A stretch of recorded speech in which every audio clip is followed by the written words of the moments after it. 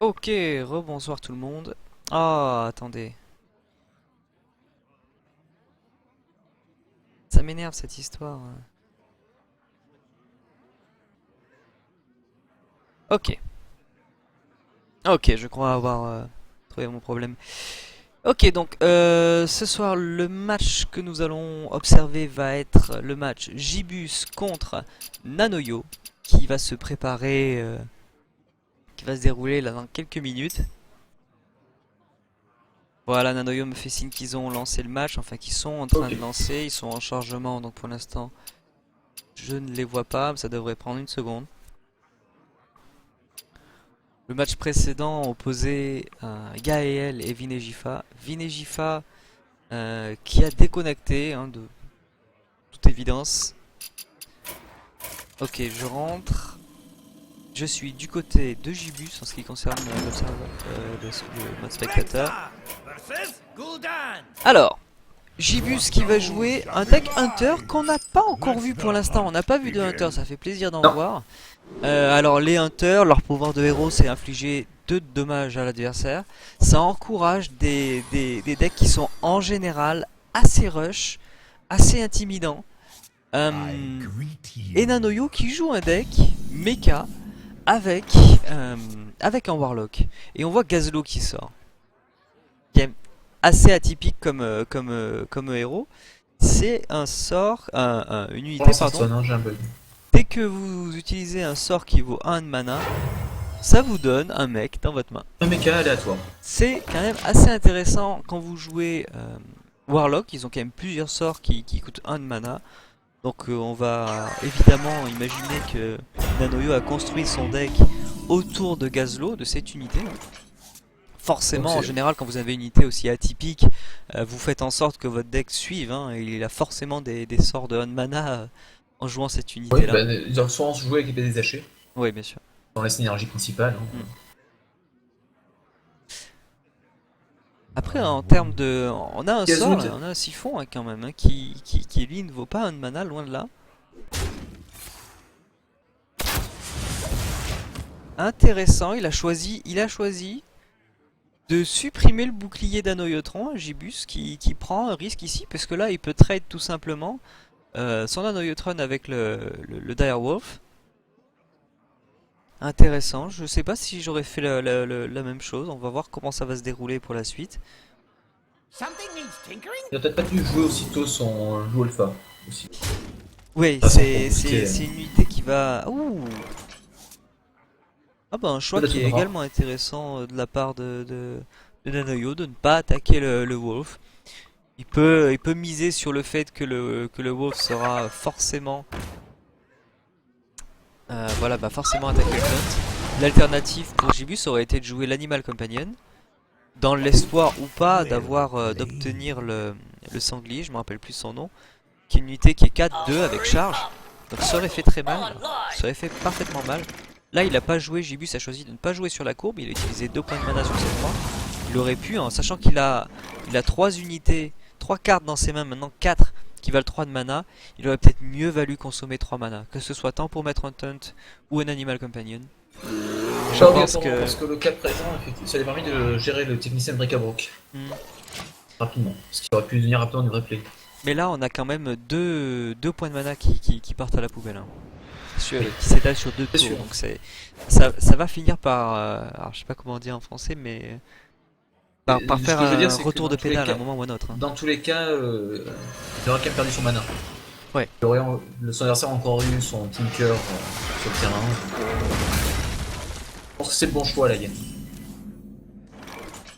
Animal Companion, il y a beaucoup d'unités à 3 de mana. Bon là, au tour 5, en général, le pouvoir de héros va bien se conjuguer. Oh, et il choisit de jouer... Et Alors il là, attaque la face. c'est intéressant. Alors, il va de toute évidence orienter son deck vers du pur aggro maintenant. Là, c'est la direction qu'il semble avoir prise. Malgré la présence d'unités comme le Grizzly, qui ne sont pas du tout des cartes typiques dans un deck aggro. Il choisit Le d'attaquer le siphonner. visage. Et du coup Nanoyo fait le choix logique de siphonner Le Rhino, on pourrait se dire hein, une unité de 2-5, ce n'est pas une grande menace, elle vaut 5 de mana, son siphon en vaut 6. En termes de valeur, ça vaut pas grand chose. Le problème, Mais c'est les mauvaises surprises qu'il peut y avoir derrière. voilà, mais c'est surtout qu'il s'est rendu compte que maintenant il jouait contre un deck aggro. Et les decks aggro, en général, ils n'ont pas de très grosses cartes, ils en ont plusieurs de petites. Donc on peut, en toute logique, penser que le Rhino Tundra est une des plus grosses cartes qu'il va jouer. Même si on le sait très bien, en général, en Hunter, vous allez forcément avoir le Savannah, je pense qu'il va sortir, le roi de la savane, je sais plus son nom en français. Vinejifa qui fait une coupure d'internet.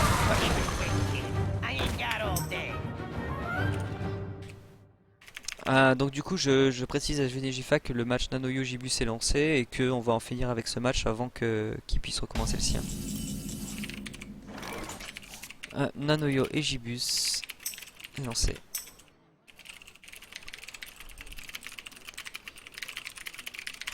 Ok. Donc le gazlo est posé. Alors. Il pourrait lancer son compagnon animal et voir s'il va sortir déjà. Là, le combo est mis en place. Hein. Il va pas pouvoir, je pense, supprimer gazlo tout de suite. Et Nanoyo a 3 sorts avec 1 mana dans les mains. Selon ce qui sort pour le compagnon animal. Voilà. Selon ce qui sort pour le compagnon animal, il y a des chances que Gazlo meure. Hein. Wow, pourquoi une... Intéressant. Je comprends pas. Alors c'est de toute évidence un mouvement prophylactique. Hein. Il va absolument baisser ça à 1 point de vie avant d'aller plus loin. En général, on fait en sorte d'éliminer une menace directement. On fait pas ça hein, parce que un silence là, ça le remettrait full life. Ok, donc là, Nanoyo logiquement va utiliser tous ses sorts qui vaut 1 de mana. Hein, puisque de toute manière, cette unité va mourir à la fin du tour, quoi qu'il arrive, car celle-ci elle a été buff. Donc voilà, tous les points de mana sont utilisés. Il vise le visage, hein, il va en finir rapidement. Wow! Je sais pas si t'as eu le temps de voir quel mec il a droppé. Un Juggernaut. Un Juggernaut qui est une carte spécifique légendaire du deck guerrier. Il met une mine dans le deck adverse. C'est ça, et en fait l'adversaire peut, au lieu de choper une carte, enfin en plus de choper une carte, peut choper cette mine qui fait 10 points de dommage directement dans la tête. Alors c'est assez basé sur le RNG, hein. Le RNG c'est l'équivalent de la chance si vous préférez. Mais ça peut être totalement redoutable. Et c'est aussi pour ça peut-être que... Oui. Pour abattre leur adversaire. C'est ça. Mais du coup c'est peut-être ça qui l'a poussé à attaquer directement le visage de Gibus. Là on a un combo très populaire du Hunter depuis le début du jeu, hein, depuis que le jeu existe, qui est la hyène et le lâcher de chien. Parfaitement redoutable. Ouais, là par contre on sort l'artillerie en ce qui concerne Nanoyo. Cette unité est très puissante, surtout lorsqu'elle est protégée derrière un taunt. Et il va absolument rien pouvoir faire contre cela, notre ami Gibus. Ce qui peut être problématique. Il pourra donc lui infliger 6 points de dommage. Voire même 12 s'il la camoufle pour le tour suivant. Non mais je pense que de toute façon il va devoir mettre en effet le taunt sur cette unité là. Et Nanoyo n'aura pas d'autre choix que d'utiliser le Soulfire directement sur cette unité pour pouvoir espérer infliger 6 points de dommage dans la tête. 7, 8 en fait, 8 points de dommage. Donc voilà, la mine vous l'avez vu, elle s'est glissée dans le deck de Gibus et elle sortira peut-être on aura l'opportunité de la voir avant la fin de la partie. Bah, elle a une chance sur 18 de sortir. Une chance sur 17 maintenant. Et là, on arrive vraiment à la limite des decks aggro qui brillent, on l'a dit en début de partie, qui brillent en début de partie tout simplement. Donc là, il a plein de petites unités qui sont excellentes en début de partie et qui, lorsque vous êtes au tour 10, eh ben, ne font tout simplement pas le poids face à la menace de l'ennemi qui est toujours grandissante. Elle, dans un deck essentiellement contrôle, on va dire, plus ou moins, le deck de Nanoyo, plutôt mid-range. sais pas si c'est vraiment du mid-range, mais c'est difficile à dire comme ça sur une seule partie. Ouais. On a quand même beaucoup d'unités qui valent entre 4-5, 4 et oui. 5 ouais, de mana. Quelques unités pour temporiser en fait avant justement d'atteindre le tour Ben, on a 4-5. surtout le Gazlo qui est un peu la pierre angulaire, j'ai l'impression, de ce deck. Oui. Qui implique forcément d'avoir quand même assez de mana en caisse. Oui, oui, Nanoyo, tu peux lancer directement la seconde, hein. Et c'est vrai que c'est surprenant de voir dans un deck Warlock Gazleux, parce que c'est vrai que Gazleux est beaucoup joué dans les decks tempo, Hmm. Ouais. qui permet d'avoir un second souffle. Alors un deck tempo, c'est un deck qui va essentiellement... Bah, tu peux peut-être l'expliquer du coup. Un deck tempo, c'est un deck qui va seulement reposer sur le fait de prendre l'avantage sur l'adversaire tout le temps, de garder tout le temps l'avantage en fait du rythme. Tout le temps C'est être ça, celui ouais. qui attaque, celui qui va détruire les créatures adverses, toujours avoir quelque chose sur le board, alors que son adversaire n'a rien. Donc Alors c'est en des decks en fait qui général... vont attendre, c'est des decks qui vont avoir tendance à épuiser rapidement leur main. hmm. Du coup, en ce moment, Gazlou est beaucoup apprécié de ces decks-là parce qu'il permet en fait avec des decks orientés sur la pièce détachée de refaire rapidement sa main, Ouais, c'est typiquement... de recommencer à rejouer plein de cartes. Ouais, par excellence, c'est vrai qu'avec Gazlo, vous êtes forcé à utiliser tous les petits sorts que vous avez dans votre main, ça part vite. En général, ceux qui excellent particulièrement dans le rôle de, de tempo, ça va être les rogues, qui est une classe qui marche particulièrement bien, qui est très efficace avec ce genre de dynamique, avec des cartes comme Sap qui permettent de renvoyer une carte dans la main de l'adversaire. Et donc ça lui fait perdre du Pour peu de temps, et mana. donc voilà, vous gagnez du temps. Et typiquement ce dont on parlait tout à l'heure de la courbe de mana, hein, donc de jouer toujours sur la courbe, les decks tempo vont eux toujours être très près de la courbe. Ils vont rarement, en de très rares occurrences, s'en détacher. Oh, Gibus qui commence fort. Alors là, on joue contre un deck prêtre, hein, donc même deck pour ce qui est de Nanoyo, on verra toujours le même deck en ce qui le concerne tant qu'il gagnera. Et Gibus donc qui nous sort un deck prêtre. Et qui a un combo intéressant en tout début de partie, dès le tour 2 d'avoir le cléric qui est buffé à 6 points de vie, c'est intéressant. Alors ça peut être un petit peu, comment on dit, un petit peu greedy, Risqué. voilà, un peu risqué si l'adversaire a un silence. Oh. Oh, tour 3, une unité 6-6 sur le tapis. Oh, comment est-ce que Nanoyo va gérer ça? Ben, de toute évidence, il va poser la Noyotron, je pense. Oui, il va jouer Mecha Téléport. Ça me Hein, paraît, voilà, indispensable. il aurait pu jouer deux Mecha Téléporteurs. Même si, ouais, elle va disparaître très vite cette unité. Il a un mot de douleur dans la main, Gibus, hein, donc je pense qu'il va le jouer directement. Dommage, il a fait une erreur, il aurait dû jouer ses deux Mecha Téléporteurs et après l'Oniotron. Oui, Ça aurait ça économisé lui la aurait pièce. fait économiser une pièce. Et il aurait pu jouer directement du coup le golem là maintenant. Oui. Ce qui a été intéressant. Ouh. Bah, je dois dire que là le début de partie fait mal. Fait très mal au visage de Nanoyo là qui a du Par mal à contre, s'en il a remettre. les deux bombes. Il a les deux bombes, ouais. Il a les deux bombes donc il va Il a de pouvoir la s'en chance. débarrasser de suite. Et le tour suivant il peut déjà poser un géant. Et oui, les dégâts qu'il a subis, du coup, vont l'arranger, vont lui permettre de jouer rapidement Ouais. son géant. C'est ça. C'est le risque. En même temps, je dois avouer que à la place de Gibus, je me serais pas attendu à voir un géant dans les mains de Nanoyo avec le deck qu'il a. Je sais Surtout pas avec la quelle est partie la place que du joué juste géant. avant, effectivement. La place Pardon. du géant dans ce deck. Dans un deck essentiellement mecha avec Gazlo, je sais pas d'où sort ce géant. Dans un deck mecha qui avait l'air d'être plutôt mid-range, le géant qui est plutôt une carte qui a tendance fate, en général. Ouais, ou alors en général, il marche très bien avec le Warlock, puisque le Warlock peut Oh se oui, faire, bien sûr. voilà, se faire mal lui-même. Il a beaucoup de sorts qui sont basés sur ce principe. Ouais, là, il a pas. Donc, du coup, Gibus n'a pas évidemment pas prédit la menace de la double bombe, hein, qui est assez lucky, assez sensé de la part de Nanoyo. Et du coup, il a pas pu gérer ses mech warpers assez vite. Et donc, du coup, les mechas pleuvent sur le tapis. Et là, hélas, elles ont toutes 3 points de vie au minimum. Donc, voilà, il met son Valen en anticipation. Si cette unité-là survit, là, Olinova ferait pas mal de dommages. Ouh, ça pourrait supprimer une unité, celle-ci. Bon, ok, d'accord, il choisit de ne pas le faire. Il a préféré il est pour piocher. Est-ce que tu penses que Nanoyo va attaquer le visage ou pas? Hein, je pense. D'accord. Il va peut-être juste s'occuper justement du garde-lumière. Parce que là, ça ferait tirer beaucoup de cartes à son adversaire. Oh, il Ah non, choisit de il le a faire sept tirer cartes. des cartes. 3 cartes, il va tirer son adversaire. Mais il a peut-être peur, et très justement, euh, du power spell, quoi. Du spell power 1, là, avec Olinova, ça va très bien ensemble, quoi. Et ça ferait un sacré carnage sur son tapis, là. Mais bon, au prix quand même de 3 cartes données à son adversaire, ce qui est considérable.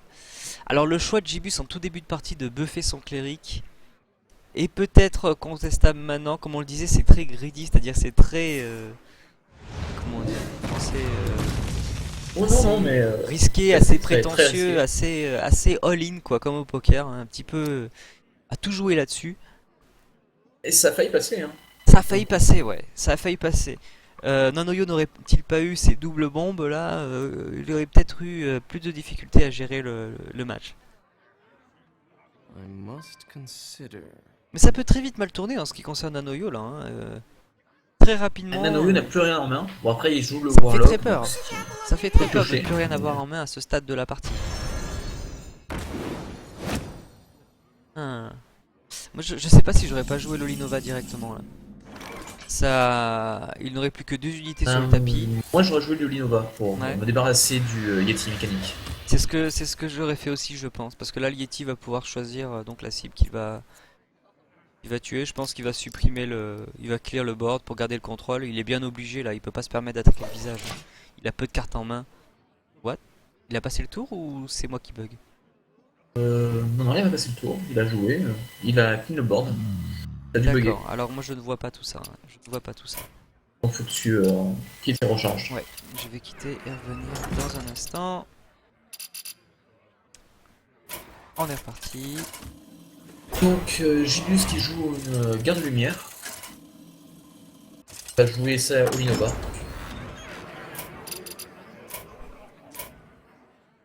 Ok, c'est bon, me revoilà dans la partie. Plus très prévisible en attendant. Ah, il hésite sur la Linova, a priori. Oui, il hésite, oui. Mais maintenant, je comprends son hésitation, parce que pour le coup, ça ne tue qu'une seule unité. Et voilà, maintenant, que fait-il? Comment va-t-il se débarrasser de toutes ces unités qui nous font si peur? Je pense qu'il va... Ouh, choisit de se soigner. J'aurais peut-être joué moins l'inverseur douleur. sur. Non, Ah non, l'inverseur l'inverseur. sur le. Sur le mecha. Sur Ah le mecha 4.1, le déchiqueteur piloté. D'accord. Pour éviter de le faire proc et Hmm. temporiser.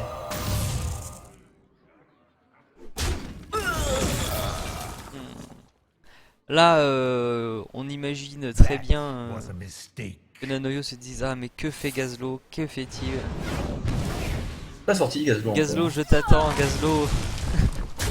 C'est quand tu veux, avec toutes mes sorts de 1 point de mana là, j'ai besoin de toi. Ça doit être ce qui se passe dans la tête de Nanoyo. Oh, un Tazingo.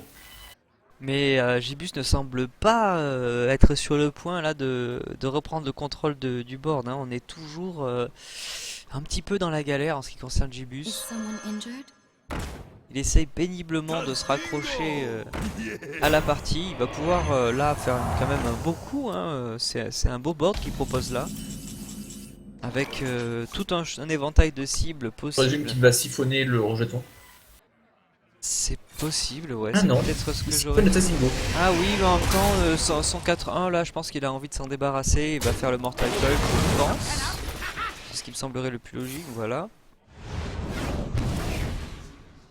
Un Faceless. Un Faceless qui là sera pas de cible vraiment intéressante. Ah, À part ben, peut-être le voilà Gazlo Gazlo. dans un tour prochain. Intéressant, le Gazlo il le pose et il peut tirer ses 3 points de mana dans la foulée. Inverseur et rappeler- de douleur sur le Tinker. Ah. Non, il va pas pouvoir faire ça. Aïe aïe aïe aïe. Il aurait dû faire ça. L'inverseur Inverseur et de douleur sur le Tinker. me semble un Rentable. petit peu subsidiaire là, franchement, faire un inverseur maintenant, c'est étrange. Bon, le Gazlo Mais va surtout se qu'il met le régaler. du coup il met le Tinker hors de portée de son Tazingo. Faut qu'il se débarrasse du ton. Et là, on retrouve franchement un renversement de situation, si j'ose dire, hein, parce que la partie est quand même dans les mains de Nanoyo depuis le tour 3, j'ai envie de dire. Mais là, on avait Gibus qui avait plein de cartes et pas de cartes et pas d'unités sur le tapis. Tout à l'heure, c'était l'inverse. Et Nanoyo qui a un sensei de fer dans la main. Ouais, Sensei de Fer, qui est une unité Intéressant. que tu aimes bien, toi, hein. Il me semble que tu l'avais déjà utilisé dans ton deck. C'est une unité qui est assez puissante parce que pour 3, en fait, elle permet de mettre en jeu une 2-2 Mm. et de booster au moins un autre mecha à plus de 2. Dans tous les cas, pour 3, c'est du 4-4 au minimum. Lequel Et tu s'il as qui reste- sort en petit plus là. Et s'il reste sur le board, ça peut faire très mal. Ouais. Et chaque tour, notre créature. Ouais, c'est parfaitement redoutable le Kel'Thuzad. Alors c'est une unité qu'on qualifie dans le jargon de win more, ça veut dire c'est une unité que vous utilisez quand vous gagnez déjà et qui permet de gagner encore plus. Alors enfin, une façon de dire que bon, c'est peut-être pas une unité si redoutable qu'elle puisse paraître. Alors elle fait peur quand elle est jouée, mais en général quand vous surtout la qu'il jouez, est c'est très que vous avez puissant. déjà gagné. Voilà, le problème, c'est en général, c'est qu'on a déjà l'avantage. Donc c'est pas si intéressant que ça, Voilà, par c'est d'autres ça. créatures. La plupart des créatures que vous jouez sont faites pour renverser la situation à votre avantage, pour garder le contrôle. Là, Kel'Thuzad, c'est dans de très rares occurrences qu'elle permet de faire ces deux choses-là. La plupart du temps, elle permet tout simplement D'écraser d'enfoncer son le clou, adversaire. quoi. D'enfoncer le clou qui est déjà, ma foi, bien enfoncé, quoi. Et là, je pense qu'il n'y a pas de solution pour Gibus. Mathématiquement parlant, c'est impossible. C'est la fin de cette partie. Hein. Ouais, fin de cette partie, Nanoyo qui signe donc. On va attendre quand même qu'il finisse la partie en bonne et due forme, voilà. Donc qui finit donc 2-0 contre Gibus. Avec son deck Mecha Warlock. Qui est intéressant, hein, qui est intéressant à souhait. Assez inédit, pour l'instant dans le tournoi, bon, on n'a pas fait beaucoup de parties, mais Gazlo quand même, comme tu l'as précisé tout à l'heure, c'est pas une unité qu'on voit tous les jours. Bon, effectivement. Ouais. Bah, moi, je le joue dans mon deck Rogue, mais Ouais. c'est parce que c'est un Rogue Tempo, donc. Oui, donc ça fait sens. Donc là, je vais tout simplement demander à Mister Yael, je crois, et Vinejifa de reprendre le contrôle de la partie qu'ils doivent refaire maintenant. Donc j'arrête le stream et je le redémarre dans l'instant.